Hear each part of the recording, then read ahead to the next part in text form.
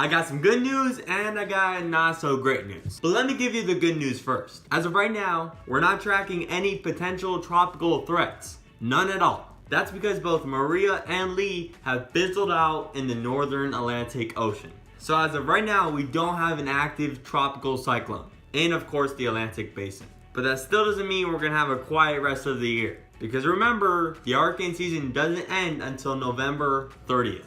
We've got a lot more days to go. But the tropical disturbance I talked about in the last video that was about to bring a ton of rain to Florida was actually called Invest 99L. Since then, Invest 99L has went over land, and also it got ripped up by wind shear over the peninsula of Florida. Both the land interaction and that wind shear has caused Invest 99L to go poof. It's no longer a true threat. The National Hurricane Center only has it at a 10% chance to form. And I can tell you right now, it's not going to form. The only lasting effects that Invest 99L is going to bring is some pretty continuous rainfall to around the Jacksonville, Gainesville area. South Florida, you're not going to get any more rain from Invest 99L. But the northern half of the Florida Peninsula, it's going to still get rain from Invest 99L combining with the cold front that's still going to bring continuous rainfall for the next few days. But it's not going to become anything tropical. It's not going to be anything bad. In the last video, I said that we might be looking at a potential tropical depression or tropical storm next week in the Western Carribean Sea. That still holds true. All the models are saying that a Central American gyre is going to form. I've never heard of this word, gyre. I first pronounced it gyre,